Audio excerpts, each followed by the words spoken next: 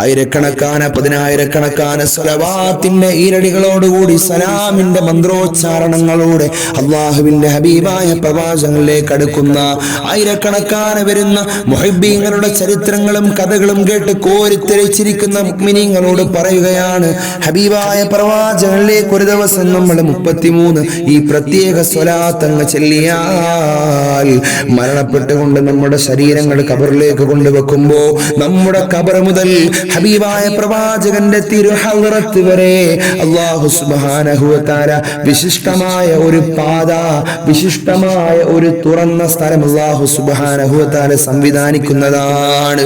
ബിസ്മില്ലാഹിർ റഹ്മാനിർ റഹീം. അല്ലാഹുമ്മ സ്വല്ലി അലാ സയ്യിദിനാ മുഹമ്മദിൻ വ ആലിഹി സ്വലാത്തൻ തഖൂലു ലക റിളാ വ ലിഹഖിഹി അദാ.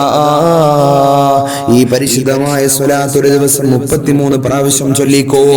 സഅദത്തുദ്ദാറൈൻ എന്ന് പറയുന്ന കിതാബിൽ ഒരുപാട് മഹത്വങ്ങൾ അടങ്ങിയ, ഒരുപാട് പവിത്രധന്യമായ, ഒരുപാട് പ്രതിഫലാർഹമായ സ്വലാത്താണെന്ന് രേഖപ്പെടുത്തി വെച്ചിട്ടുണ്ട്.